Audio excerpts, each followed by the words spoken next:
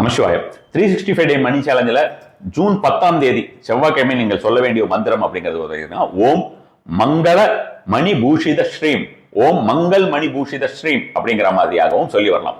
ஓம் மங்கள் மணி பூஷித ஸ்ரீம் அப்படின்றது ரொம்ப ரொம்ப பவர்ஃபுல்லான ஒரு மந்திரமாக இருக்கும். இந்த ஒரு மந்திரா அதே மாதிரி வந்து பாத்தீங்கன்னா ஒரு பிரைட் கிரீன் இருக்கும் இல்லையா, டார்க் கிரீன் இல்லாம பிரைட் கிரீன், அந்த மாதிரியான ஒரு பிரைட் கிரீன் வந்து நீங்க வந்து யூஸ் பண்ணிக்கலாம். பொதுவாக இந்த விஷயத்தை எப்படி யூஸ் பண்றதுன்னு தெரியாதவர்கள் இன்ஸ்டால பார்த்தாலும் சரி, எஃபில பார்த்தாலும் சரி, அல்லது வந்து யூடியூப்ல பார்த்தாலும் சரி, உங்களுக்கு டிஸ்கிரிப்ஷன்ல ஒரு தடவை பார்த்துருங்க. அந்த டிஸ்கிரிப்ஷன்ல உங்களோட கேப்ஷன்ஸ்ல வந்து பாத்தீங்கன்னா எல்லா டீடைல்ஸுமே போடுறேன், அதை பார்த்து தெரிஞ்சுக்கலாம்.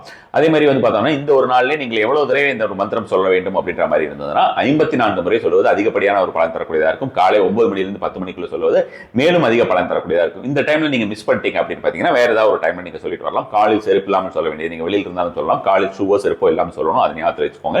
வடக்கு பகுதியிலே நின்று சொல்லுவது, வடக்கை பார்த்து சொல்லுவது அப்படிங்கிறது ரொம்ப ரொம்ப முக்கியம். அது நீங்க வெளியில போயிட்டு உங்களுக்கு அந்த மாதிரியான டைரக்ஷன் பார்க்க தெரியலன்னா இருக்கவே இருக்கும், உங்களுக்கு ஆண்ட்ராய்டில் காம்பஸ் இருக்கும், அது மாதிரியான ஒரு விஷயமா நீங்க பார்த்துட்டு நீங்க சொல்லி வரதுங்கிறது நல்ல ஒரு பலன் தரக்கூடிய விஷயமா இருக்கும்னு வச்சுக்கோங்க.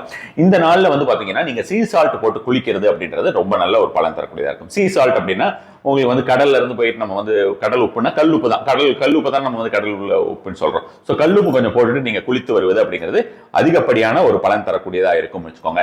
இந்த நாள்ல ஒரு துளி அரிசியை, ஏதாவது ஒரு 4 2 அந்த மாதிரியான அரிசியை வந்து சின்னதா ஏதாவது ஒரு பேப்பர்லயோ அல்லது ஜிப்லாக் கவர்லயோ போட்டு முடிந்து நீங்கள் உங்களோட கேரி பண்ணிக்கிறது அப்படிங்கிறது ரொம்ப ரொம்ப அதிகப்படியான ஒரு பலன் தரக்கூடியதா இருக்கும். மீண்டும் மற்ற விஷயங்களை நாளை பார்க்கலாம். நமஸ்காரம்.